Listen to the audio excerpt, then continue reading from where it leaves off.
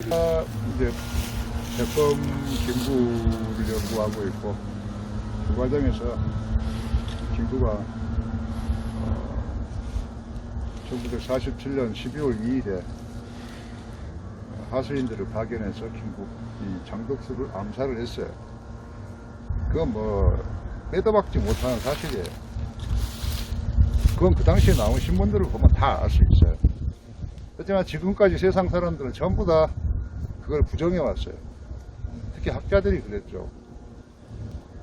그래서 무슨 뭐 장덕수를 무슨 뭐 저기 이승만 대통령이 뭐 저기 해가지고 뭐 죽였다든가 뭐 미군조 짜고 죽였다든가 그런 식의 터무니없는 이야기들이 유포됐지만 당시에 그 공판 기록이라든가 모든 기록을 보게 되면 택도 없는 이야기입니다.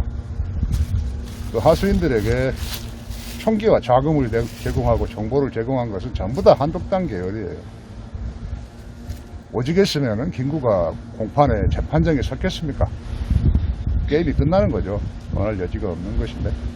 자, 이제 그런 관심 때문에 제가 이제 장덕수 연구를 하게 됐는데, 야, 저도 그걸 하고 나면서 많이 내가 잘못 알았다는 것을 알 수 있었어요. 그리고 왜 우리 사회가 특히 뭐 학계라든가 좌파 계열에서 이렇게 장덕수를 매장하고 음해했는지도 그 이유도 알겠더라고요. 자, 그런데 장덕수는 누구냐 하면 1894년에 황해도 제령 출신이에요. 나물이라고 해가지고 그 제령강유역에 있는 이제 뭐 중농 정도가 되는 집에 태어났는데 사남 일녀의 뭐 삼남이에요. 그런데 여기 아버지가 한 14세 정도에 사망을 하게 되면서 진남포에 있는 일본인의 그 집에 들어가서 이제 모성 같은 삶을 사는 거죠. 진남포 이사청에 급사로 일을 해요. 그러면서 이 사람이 열심히 공부를 해가지고 1911년에 보통 문관 시험에 합격을 하는 거예요.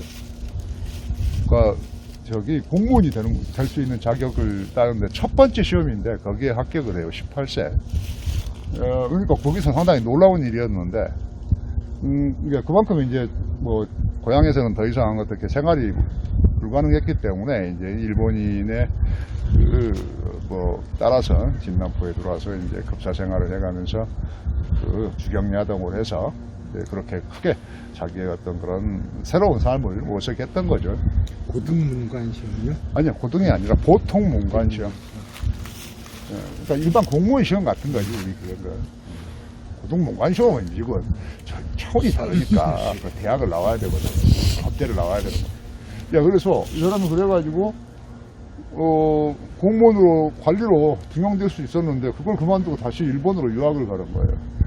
그렇게 해가지고 와세다 대학에서 정치과를 나왔고 거기서 특히 자유주의 사상에 이 사람이 심취를 하게 돼요. 그러니까 1932년도에 일본 그 대장성 관리를 했던 나가이 뭐라고 하는 유타로라고 하는 사람의 제자예요, 수제자예요. 근데 이 장덕수가 이 운전을 되게 잘해요. 그래가지고 전국 육면대회에서도 6등을 먹기도 하고, 그러니까 일본어로 운전을 하는데 그렇게 잘하는 거예요. 근데 보니까 그 당시 한국에 산 이 사람이 유학을 들어간 게 2년에 A과를 들어갔다가 상과로 13년에 들어가서 공부하고 16년에 졸업을 다시 공부를 보는 거예요. 그 전까지 이제 보니까 수원 일광수라든가 보아 송진우라든가 뭐 현상인이라든가 이광수라든가 우리가 알만한 사람들은 전부 다 그쪽에서 전부 다 같이 유학을 했어요. 전부 인간관계를 다 가지고 있죠. 뭐 예를 들어서 뭐 사회주의자로 유명한 뭐 김철수 같은 인물도 마찬가지 같은 동료들이고 그렇습니다. 그러니까 다 잘 아는 관계예요.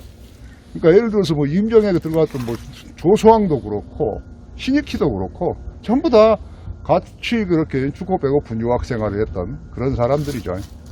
이제 그런 이제 경우를 갔는데 그렇게 해가지고 이 사람이 와대를 졸업했다가 들어와서 이제 거기 들어왔다가 결혼을 해요.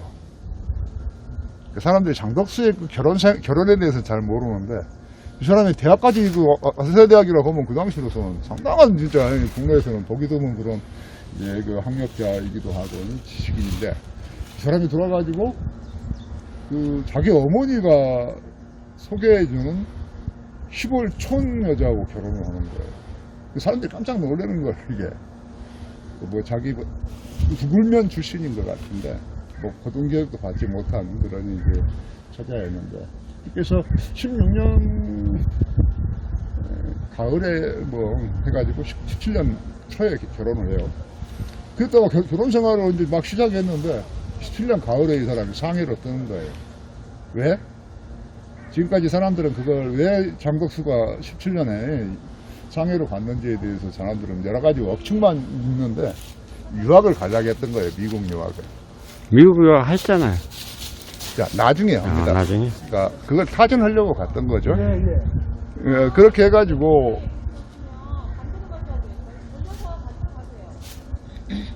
못 내려갑니까? 이 사람이 미국 유학을 준비하기 위해 상해에 가서 그러니까 그 당시는 해외 유학을 가려면 전부 다 상해를 거쳐가는 거예요. 왜냐하면은 일본에 있으면은 여권을 받기가 어렵고 여러 가지 그런 까다로운 조건이 있는데 상해를 가게 되면은 여러 뭐 돈이 있거나 그러게 되면은 여러 가지 경로를 통해서 미국이라든가 독일, 영국 유학을 갈 수가 있었어요. 그래가지고 이 사람이 이제 그러다가 이제 이 독립운동 관계에 깊이 이제 발을 들여놓게 되죠. 그래서 그 28 독립선언서 도쿄에서 거기에도 참여를 했고 그러다가 이 사람이 이제 들어오면서 저기 1919년 한 2월경에 인천항에서 피체가 돼요. 워낙 거물이다 보니까 그 당시 나이가 뭐 한 24이나 5 됐겠네. 그랬던 사람 그러다가 이제 그 하이도 김대중의 고향인 하이도로 유배를 당해요. 그랬다가 체포를 이야기해요. 유배를 당하는 거야. 그랬다가 이제 19년 11월에 여운형이가 거기 일본 정부의 초청으로 도쿄를 방문합니다. 그때 통역관으로 따라가는 거예요. 그래서 이제 유배를 이제 뭐 풀려나서 그렇게 가는데, 그러니까 되게 그 당시 19년에 그 11월 도쿄 단판, 여운형의 도쿄 단판 과정에서는 여운형과 장덕수가, 여운형도 이 말빨이 세잖아요. 웅변을 잘하는데, 야, 이 사람도 웅변을 엄청 잘하잖아요. 그래가지고 뭐 제국 호텔에서 그 한 500명이 되는 신문 기자들, 해외 뭐 국내외 기자들하고 조선 독립의 필요성을 이제 뭐 토론을 하고 이게 상당히 세계적으로 큰 이슈가 되기도 했었어요. 상당히 한국 독립운동사에서는 되게 중요한 그런 이제 뭐 방문이기도 했었죠. 그렇다가 이제 다시 돌아가지고서 20년에 들어와서는 이 동아일보의 주필이 되는 거예요. 동아일보가 20년 3월에 뭐 설립 인가를 내가지고 4월 1일에 창간호를 냈는데 바로 그 창간호의 내용이 앞서 봤던 주지를 선명하노라라고 하는 내용인데 주로 뭐 민족주의, 민주주의, 문화주의 그런 이제 논점으로 제기를 합니다. 그러니까 그 당시 한국에서 민주주의란 말을 정식으로 언론에서 쓴 건 바로 이 장덕수가 처음이에요. 그 자유주의, 뭐 민주주의 이런 이제 논의인데 예를 들어서 뭐 저기 인천 김성수의 이야기를 들어보게 되면 자기가 유학을 갔을 때 1910년대 말인데 민권인이 주권인이라고 하는 말을 듣고는 환장을 했다는 거예요. 왜냐하면 대한제국기를 살고 있는 사람한테 그런 용어라고 하는 것을 상상하기 어려웠을 테니까. 뭐 그런 것처럼 상당히 새로운 어떤 그런 학문들에 접하게 되면서 사람들이 크게 깨이게 되는데 뭐 그런 것처럼 장덕수는 말도 잘했지만 글도 잘 썼어요. 그래가지고 26, 7에 주필을 해요. 이제 그랬다가 여러 여러 운동에 참여합니다. 밀립대학 운동이라든가 혹은 조선공제라든가 여러 많은 사회단체 설립에 끼어들면서 활동을 했고 그러면서 이 젊은 명사가 되는 거예요. 그러니까 뭐 글도 쓰지 가서 뭐 지방에 강연도 하고 다니지. 그러다 보니까 이 장덕수의 팬들이 엄청 많아요. 그 당시 별명이 뭐냐면 털보래요. 강연장에 들어오면 이 장덕수가 들어서 계속 털보 왔다 그런다는 거예요. 그런 것처럼 옆에서 지켜보는 사람들 입장에서는 젊은 친구들에게 상당히 많은 영향을 미쳤던 것 같고 그러다가 22년도에 그 사기공산당 사건이라 해가지고 화려공산당 상업파가 모스크바로부터서 20만 달러의 자금을 유부를 가져왔는데 그 중에 5만 원을 조선 쪽에 보냈는데 그 조선 측으로 보낸 5만 원의 돈을 장덕수가 횡령을 했다. 이런 이제 사기 사건, 음모 사건에 이제 휘말리게 되고 사실은 그런 게 아니었는데 다른 사람한테 넘겨준 것인데 그런 오해를 받고 그래가면서 이제 그 본격적으로 공산당 좌파 계열들이 이제 공격을 받게 되면서 도저히 국내에서는 있을 수가 없어서 동아일보 부사장의 여기 명함을 갖고 인천 김동수가 거기에 상응하는 연봉을 주는 걸로 해가지고 그리고 가족들을 돌봐준다는 조건으로 미국 유학을 보내요. 그래서 미국 유학을 해서 에모리 대학을 거쳐서 25년도에 콜롬비아 대학에서 석사학위 논문을 써요. 석사학위 논문이 제목이 뭐냐면은 마르크스 국가관 비판이에요. 야, 그 당시 20년대 중반 시점에서 마르크스의 국가관을 가지고 문제로 삼은 것은 아마 세계 최초일 겁니다. 실제로 뭐 자본주의 국가론 논쟁이 발생하는 것이 1960년대 후반이고 70년대 전반인 걸로 알고 있는데 상당히 그런 논의에서 제기되고 있는 그런 논점들이 벌써 그 장덕수의 논문에 보이고 있어요. 상당히 뭐 콜롬비아 대학에서 높이 평가했던 것 같고, 그러니까 그만큼 이제 이 사회주의, 자기가 경험한 사회주의자, 공산주의에 대해서 상당히 이 비판적인 그런 입장이었다고 하는 것을 쉽게 알 수 있죠. 거기서 소위 말하는 이 신자유주의의 자기의 생각을 처음으로 드러내는 것이기도 한데, 그래가지고 이 사람이 다시 콜롬비아 대학에서 박사학위 논문을 과정에 들어갔는데, 그 논문을 쓰기 위해서 29년도에 영국으로 건너가요. 이렇게 3년 정도를 영국 박물관을 대형 박물관을 비롯해서 여러 많은 사람들을 접촉을 하는데, 기본적인 연구는 뭐냐면은 영국의 노사관계를 연구하는 거예요. 노동정책을. 그렇게 해서 1936년에 10월인가에 학위 논문을 통과가 돼요. 콜롬비아 대학에서. 그 논문 제목이 뭐냐? 산업평화에 대한 영국적 방법론이에요. 그러니까 산업민주주의를 영국에서는 어떻게 확립시켰는가에 대한 실증 연구를 가지고 이제 논문을 썼는데, 총 한 800페이지짜리 논문인데, 그걸 뭐, 줄여가지고 한 400페이지 정도로 해서 그 책으로 냈어요. 콜롬비아 대학에서. 그러니까 대학에서 여기 출판부에서 책을 내준다는 것은 상당히 영광스러운 것이고, 학술적인 업적이 성과가 있기 때문에 가능했던 거겠죠.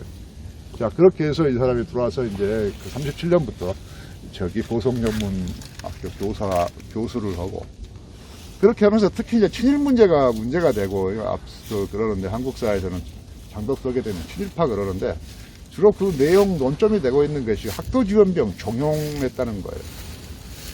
동원에 협력했다는 거죠. 근데 그 당시 학도지원병 동원에 동원하는 것이 여운형이 됐고, 많은 사람이 다 없어요. 그런데, 그 사람들은 왜 그러면은 자기 가르치는 학생들을 일본군에 들어가라고 했을까요? 다 생각이 있겠죠. 이유가 있겠죠.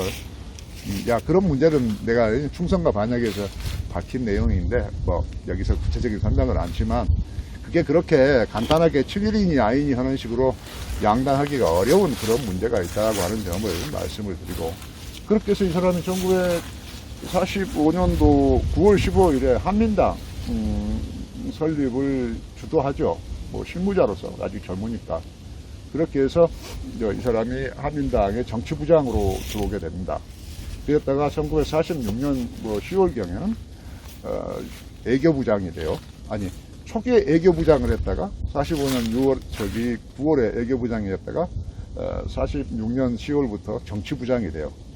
뭐냐면은, 우리는 한민당에 대해서 잘 모르는데, 한민당은 그 당시 한국에서 탄생한 최초의 어떤 그런 보수 정당이에요.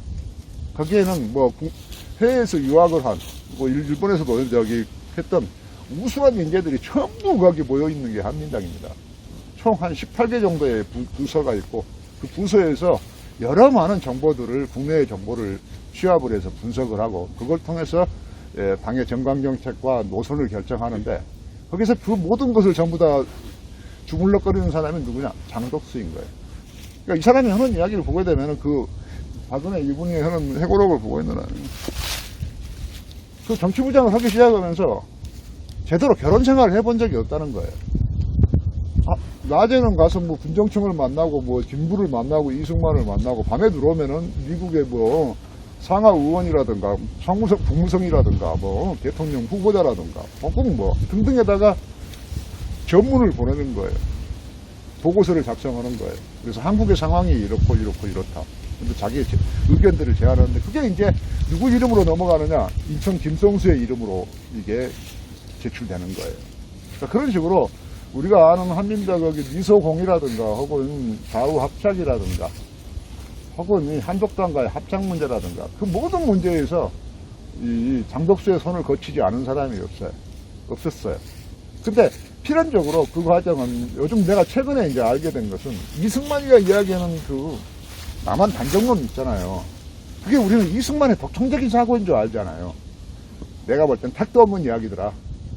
이미 그 46년 6월 3일에 정읍발언을 이승만이가 하기 전에 이미 4월 8일경에 이미 미소공의가 시작되는 시점에서 한 달도 채 안 지난 시점에서 이미 미소공의는 안 될 거다라고 하는 것을 한민당은 다 알고 있는 거예요. 그래서 그 인천 김성수가 그 당 대표자 회의에서 야 이걸로는 안 된다. 그래서 남한 독자적인 정부를 수립해야 된다라고 하는 발언을 해요. 그게 어디에 나오느냐? 북한 측 소련 군정문서에 그게 확인이 되고 있어요. 그리고 마찬가지 실제로 이승만이 정업 발언을 했을 때도 모든 사람이 전부 다 그 이승만의 정업 발언을 부정하고 비판하는데 한민당만이 지지를 선언하는 거예요. 내가 보기에는 이승만 자체는 사실 자기 손발이 없어요. 자기가 직접 해, 그 사람은. 그 노인네가 타이틀을 치고 해가지고 그런데 그렇지 않고 한민당 같은 경우는 밑에 여러 많은 우수한 인재들이 있었기 때문에 많은 정보를 처리할 수 있는 거죠. 국내 정보, 국외 정보를. 그래가면서 그 결정을 내리는 게 바로 이 남한 단독 정부에 대한 기본적인 아이디어가 장덕수 한민당에서 나왔고 그걸 이제 이승만에게 띄워주는 거죠. 그래서 그걸 최초로 그 신문에서 남한 단독 정부론 수립 내용이 나오는 것이 AP통신에 의해서 뉴욕타임즈가 4월 7일자에 그걸 신문에 싣고 있어요. 그러니까 그게 이제 4월 7일자가 나오니까 뭐라고 하냐면 미 국무성도 그렇고 미 군정도 그렇고 자기들은 그런 거 생각해 본 적이 없다고 부정을 해요. 그런데 사실은 그렇지 않고 자기들도 다들 뭐 알고 있는 것이고 내가 볼 땐 장덕수가 그 단독정부 수립안을 AP통신에 흘려가지고 사람들이 미국과 혹은 한국 내의 사람들이 어떻게 반응하는지를 체크하고 싶어 했던 것 같아요. 그렇게 해서 이제 이 안이 이 민주공의 자체가 이제 5월 중순경에 결렬되게 되니까 거기 이승만이 그런 정부 발언을 해서 저기 남한 반정론을 제기했다라고 보는 거예요. 그건 상당히 그러니까 그 모든 것을 우리는 해방정국에서 발생한 모든 상황들은 전부 다 뭐 이승만이 모든 걸 전부 다 했다는 식으로 우리가 이해하는데 택도 없는 이야기다. 나라를 설립하는 것을 건국한다는 것은 혼자 힘으로 할 수 있는 게 아니라는 거죠. 다른 사람들의 협력과 지원이 없이는 불가능한 일이라는 것이고 그런 점에서 당시에 그 김철수 같은 좌파 계열 인물들도 이승만의 정치 고문이 바로 여기 장덕수였다라고 하는 이야기를 하고 있어요. 그 사람이 쓴 여러 많은 몇 개의 보고서가 있어요. 아주 그 당시 그 시대 논리, 정신, 건국을 향한 어떤 그러니 그 뜨거운 열정을 알 수 있는 내용들이고 상당히 그 지성적이고 국제정세에 아주 밝은 그런 이제 보고서를 내고 있음을 알 수 있습니다. 근데 그런 과정은 필연적으로 김구하고 이게 착을 지게 될 수밖에 없어요. 사실 김구는 같은 황해도 재령 출신이니까 거기 뭐 자기는 김구는 해조 출신이고 그러기 때문에 고향 사람들이고 그러기 때문에 잘 아는 관계인데 그 불구하고 실제로 그 이승만과 김구를 연합시키고 협력시키려고 중간에서 많은 노력을 했는데 오히려 그것이 오해를 받게 되고 그러면서 특히 미소공의 참여 문제를 둘러싸고 이제 서로 관계를 겪게 되면서 47년 8월경부터서 저기 그 암살단이 조직이 돼요. 그 공판 기록을 보게 되면은. 그렇게 해서, 암살단을 조직하고, 그걸 동원시켜서, 거기에 이제 한독당 간부들이 개입을 해서 자금을 주고, 총기를 주고, 구해주고, 수리탄을 주고, 그리고 직접 이 암살단들이 김구를 만나요. 김구로부터 허락을 받는 거예요. 자기들은 아니라고 주장하는데, 저기 신문서에 다 나오고 있는 것인데, 그렇게 해서 결과적으로 장덕수가 제거가 되는 겁니다. 그렇게 해서 한민당이 그 뒤부터는 맥을 못 쳐요. 그러니까 결과적으로 50선거에서도 상당히 약세를 면치 못했고, 그래서 49년 초에는 다시 국민당과 합당을 하지 않으면 안 되었죠. 그러니까 장덕수가 살아있었으면은 이승만은 저렇게까지 그렇게 욕을 먹지 않았을 거예요. 그렇게 독재를 하거나 자기 고집대로 전국을 이끌 수 없었을 테니까. 또 마찬가지 또 있었으면은 이 한민당도 크게 더 거대 보수당으로서 위치를 계속 유지하지 않았겠는가, 그런 생각을 하고. 그렇기 때문에 제가 보는 아직 논문을 써나가는 과정인데, 자유민주주의의 하나의 전도사 같은 역할을 했어요. 이 건국 과정에서. 그 사람이 하나의 헤드라이트가 되는 겁니다. 방향타를 제시하는 거죠. 그걸 따라서 우리가 3년 만에 대한민국을 건국시켜낼 수 있었어요. 내가 보기에는 장덕수 같은 뚜렷한 어떤 그런 자유민주주의에 대한 이념, 이론가이자 실천가가 없었다 한다면은 대한민국 건국은 쉽지 않았을 것이다. 아마도 잘못했으면 공산당한테 먹혔을 거예요.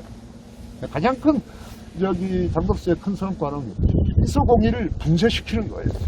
그렇게 해서 한국 문제를 위원으로 이관시키고, 그걸 통해서 총선거를 통해서 하는 방식으로 대한민국 건국을 크게 앞당길 수 있었죠.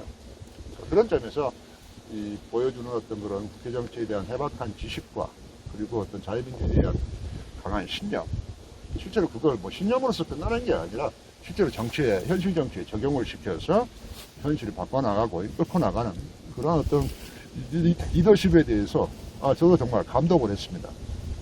그래서 사람들은 친일이 했네 어쩌네 하는데 잘 알기도 못하면서 그런 터무니없는 이야기를 하는 것 같고, 그런 부분에 대해서는 예전에 한번 이야기한 적이 있고 그렇습니다. 그래서 저의 어떤 그런 연구 관심도 있기도 했지만, 어떻게 또 같이 팀원들하고 이야기하다가 여기 마무리에 묘소가 있다는데 한번 우리가 같이 가보자, 그렇게 해서 오늘 이런 자리가 만들어지게 된 것입니다. 그래서 시민 여러분들도 그렇고 기회가 되거든 이 장덕수 묘역을 한번 참배했으면 어떨까, 그런 생각을 합니다. 그리고 개인적으로 오늘 묘역을 이렇게 둘러보고 나니까 이 묘역이 지금 한 47년도, 그리고 그 뒤에 50년, 그러니까 장덕수의 그 추모회가 있었어요. 그 한민당 계열에서. 왜냐면은 이 장덕수라고 하는 인물은 그 당시 사망을 했을 때, 47년 12월에 사망을 했을 때, 그 한민당 사람들이 뭐라고 그러냐면은 우리의 신앙탑이 무너졌다고 그래요.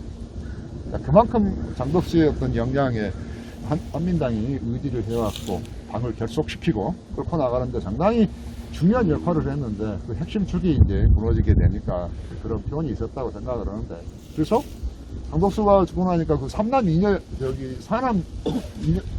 삼남 이녀였는가? 그러는데, 어때요? 거기 이제 그래서 인천 김성수를 비롯한 몇 명이 그 유아들에 대한 교육 후원회를 만들어요. 그리고 장덕수가 집이 없었는데, 제기동에 있던 그 집은 이제 그 신혼살림을 했던 집은 인천 김성수가 자기 명의로 사놓은 집이었는데, 56년인가 5년인가 인천 김성수 선생이 돌아가시기 한 3, 4개월 전쯤에 차를 타고 누워서 왔다라는 거예요, 제기동.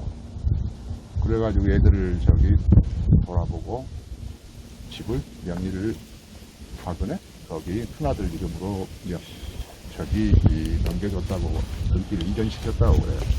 그런 것처럼 이 묘역을 보고 있느라면 이건 석탑들도 그렇고 이게 한 40년대, 50년대 이런 내역을 조성한다는 거는 쉬운 일이 아니잖아요. 그죠? 이 망부석이건 그 이후에 이게 세운 것 같은데. 근데 이제 파손이 돼 있네? 그러니까 저게 아마 한 50년대 중반 정도가 아닐까 뭐 그런 생각이 해요. 자손이나 누가 이걸 했지, 아니면 그 모임이 있었다며요. 그 모임에서 했거나. 그러니까 저 비석도 저것도 6.25 전쟁 때 한번 맨 처음에 세운 비석은 무너졌고 없어져 버렸고 얼마 안 된 거. 다시 세운 거예요. 다시 쓰고 만든 겁니다. 그러니까 이게 50년대 한 중반경에 아마 이런 성물들이 전부 다 분부되지 않았을까 그런 생각을 합니다. 이 망부석을 보면 누가 고의로 파손시켰어요. 이쪽 귀도 날라갔고, 그렇죠. 예, 이쪽도 그렇고요. 이쪽도 완전히 이렇게 파손을 시켰습니다. 예. 이거 보니까 되게 오래되진 예. 않은 것 같아요. 예. 근데 이것도 어느 저기 음해 세력이 파손을 이렇게 시킨 거죠. 파손시킨 겁니다. 예. 여기 다 예. 보았는데, 저기도 그러네. 저기도 보니까. 망구석 저거는 그래도 그거 한데.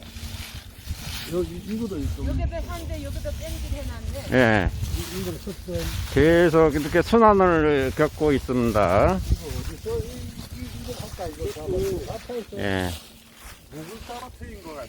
이제 이은 거예요. 그러네. 목을 떼었네.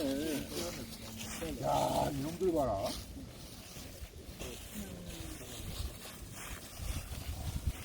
이 부분 쳐서 깨는 거.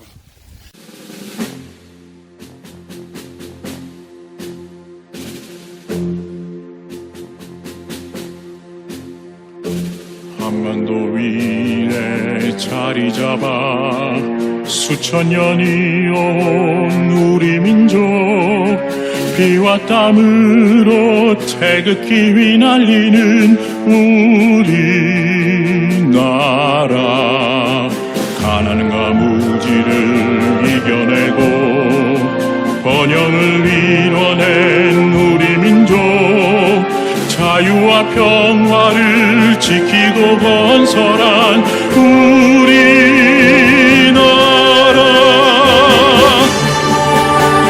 나의 대한민국 모두 일어나라 함께 외치라 자유민주주의 우리 모두 이제 일어나 외치라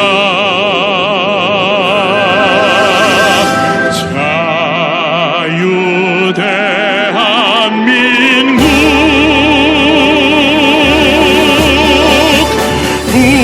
부대에게 물려줄 자유와 정의의 대한민국 그대들이여 내일을 위해 오늘 싸우자 대한의 용사여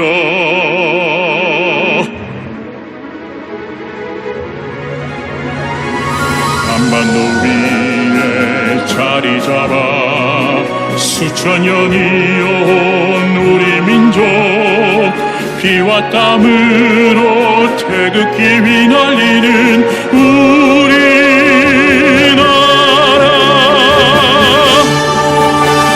나의 대한민국 모두 일어나라 함께 외치라 자유민주주의 우리 모두 이제 일어나 외치라 자유 대한민국 우리 이제 일어나 자유민주주의 외쳐라